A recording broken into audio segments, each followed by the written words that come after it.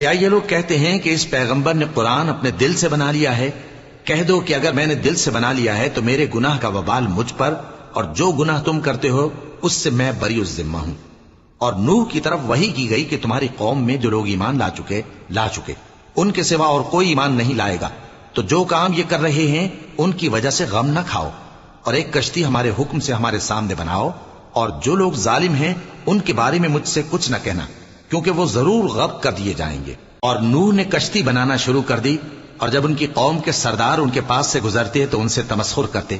وہ کہتے کہ اگر تم ہم سے تمسخر کرتے ہو تو جس طرح تم ہم سے تمسخر کرتے ہو اسی طرح ایک وقت ہم بھی تم سے تمسخر کریں گے، اور تم کو جلد معلوم ہو جائے گا کہ کس پر عذاب آتا ہے جو اسے رسوا کرے گا، اور کس پر ہمیشہ کا عذاب نازل ہوتا ہے۔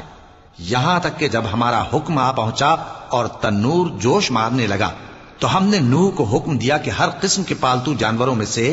جوڑا جوڑا یعنی ایک ایک نر اور ایک ایک مادہ لے لو، اور جس شخص کی نسبت حکم ہو چکا ہے کہ ہلاک ہو جائے گا اس کو چھوڑ کر اپنے گھر والوں کو اور جو ایمان لایا ہو اس کو کشتی میں سوار کر لو۔ اور ان کے ساتھ ایمان بہت ہی کم لوگ لائے تھے۔ نوح نے کہا کہ اللہ کا نام لے کر کہ اسی کے کرم سے اس کا چلنا اور ٹھہرنا ہے، اس میں سوار ہو جاؤ، بے شک میرا پروردگار بخشنے والا ہے، مہربان ہے۔